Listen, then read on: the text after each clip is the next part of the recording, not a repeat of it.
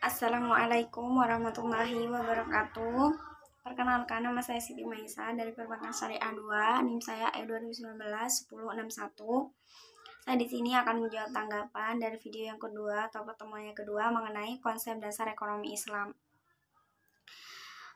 Seperti yang sudah kita ketahui, bahwasannya ekonomi yang berkembang di dunia ini ada dua aliran, yaitu kapitalis dan sosialis. Kemudian ada juga campuran dari keduanya. Sebelum kita menuju kepada ekonomi Islam, kita bahas terlebih dahulu ilmu ekonomi. Jadi ilmu ekonomi itu adalah sebuah ilmu atau sebuah cabang ilmu yang membahas dan mempelajari tentang perilaku manusia dalam memenuhi kebutuhannya dan memuaskannya. Kemudian ekonomi Islam itu tentunya sudah berbeda dengan ilmu ekonomi, tapi ada juga kesamaan. Ekonomi Islam itu adalah ilmu ekonomi yang membahas dan mempelajari tentang perilaku manusia dalam memenuhi kebutuhannya dan memuaskannya untuk mencapai falah berdasarkan pada prinsip-prinsip dan nilai-nilai Al-Quran, Sunnah, Ijma, dan Qiyas. Jadi persamaannya itu hanya pada memenuhi kebutuhan manusianya. Tapi di sini perbedaannya, jika ekonomi Islam itu tujuannya itu untuk mencapai falah atau kebahagiaan. Yang pastinya dalam berekonomi Islam itu harus berdasarkan Al-Quran, prinsip dan nilai-nilai Al-Quran, Sunnah, Ijma, dan Qiyas. Kemudian perbedaan ekonomi Islam, kapitalis, dan sosialis. Di sini ada 5, yaitu yang pertama sumber, kompetisi, kemudian kepemilikan, kesejahteraan, dan mekanisme pasar. Jadi sumber itu yang sudah pasti ya, Islam itu bersumber dari Al-Quran, As-Sunnah, Ijma, dan Qiyas.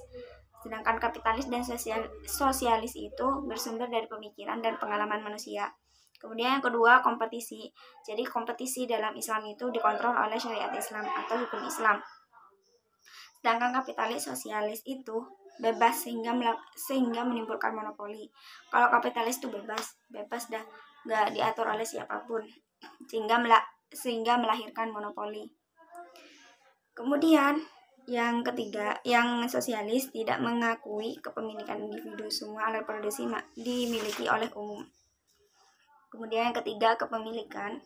Jika Islam itu kepemilikannya itu pengakuan kepemilikan itu individu dan umum secara hizbi. Kemudian yang kapitalis itu pengakuan kepemilikan individu secara bebas. Sedangkan sosialis itu tidak mengakui kepemilikan individu, semua alat produksi itu milik umum.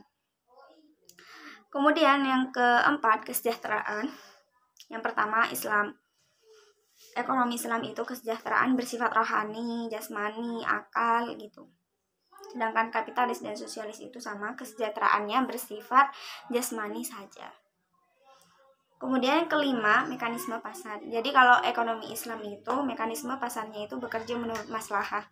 Jadi Islam itu mengatur kita untuk bermaslahah, gitu, tidak merugikan orang lain gitu.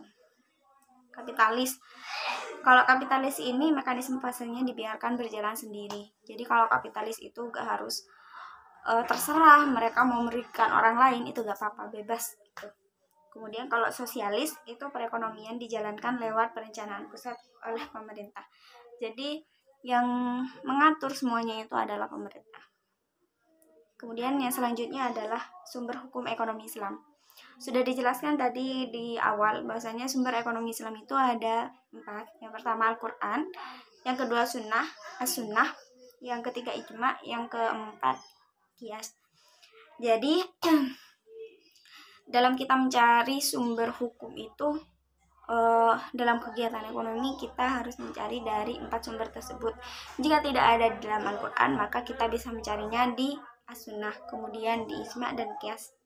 Itu yang bisa kita pakai dalam berpedoman untuk bertransaksi ekonomi Islam. Kemudian yang selanjutnya adalah dasar-dasar ekonomi Islam. Jadi dasar-dasar ekonomi Islam itu banyak sekali. Yang pertama tauhid. Jadi kita harus yakini kalau bahwasannya Allah itu hanya ada satu, bahwasannya Allah itu esa, bahwasannya Allah itu ada. Kemudian asidik dan amanah, kita itu harus jujur dan bertanggung jawab ketika kita itu bertransaksi atau menjalankan kegiatan ekonomi. Kemudian yang ketiga, mengakui hak milik individu dan umum. Kemudian yang keempat, al-adalah atau adil. Jadi kita itu harus adil dalam bertransaksi, adil dalam takaran dan sebagainya. Kemudian at-tawazun atau keseimbangan. Jadi kita tidak boleh nih mengurangi takaran, kemudian ketika kita membeli kita meminta tambahan, itu tidak boleh.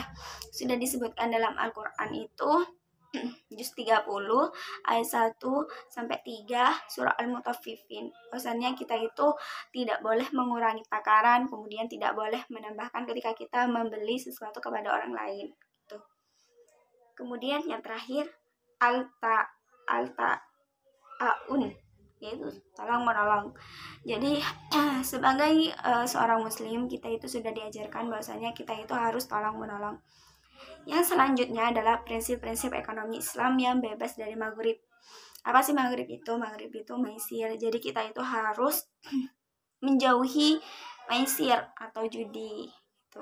Dalam transaksi ekonomi kita itu harus menjauhi judi atau maisir.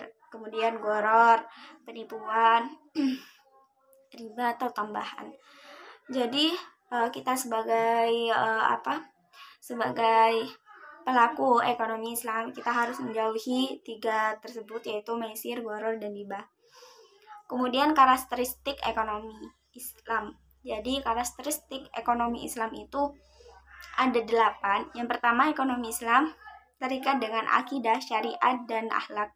Jadi ekonomi Islam itu harus berkaidah, harus sesuai dengan syariah atau hukum. Kemudian dalam berekonomi atau berkegiatan ekonomi kita itu harus menggunakan akhlak yang baik, kayak gitu. Kemudian harta kepunyaan Allah dan manusia hanya menjadi khalifah. Jadi semua yang apa kita miliki itu sebenarnya bukan milik kita, tapi milik Allah yang suatu saat nanti akan diambil juga oleh Allah. Termasuk jiwa kita dan rohani kita itu semuanya milik Allah. Jadi kita itu hanya menjadi khalifah gitu. Yang ketiga, larangan maisir, goror, dan riba. Ini sudah pasti bahwasanya Allah itu melarang kita untuk maisir, riba, dan goror. Kemudian yang keempat itu keadilan dan keseimbangan dalam melindungi kepentingan individu dan masyarakat. Kita harus adil dan seimbang kepada masyarakat, meskipun itu ketika kita itu sangat membutuhkan, kita itu harus tetap adil, kita itu harus tetap seimbang terhadap masyarakat, meskipun melindungi kepentingan individu gitu.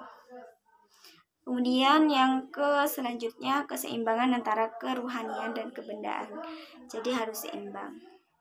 Kemudian bimbingan konsumsi, petunjuk investasi, dan zakat. Itu yang menjadi karakteristik ekonomi Islam. Saya tarik kesimpulan bahwasannya dalam berekonomi Islam itu kita harus benar-benar mengikuti ajaran, mengikuti hukum syariah, mengikuti apa yang sudah Allah Subhanahu wa Ta'ala ajarkan dalam Al-Qur'an. Jadi kita itu harus adil dalam bertransaksi, kita harus seimbang, kemudian kita harus adil juga. Karena bukan ekonomi Islam kalau kita itu tetap bermaisir, goror, kayak gitu. Jadi sebisa mungkin kita itu harus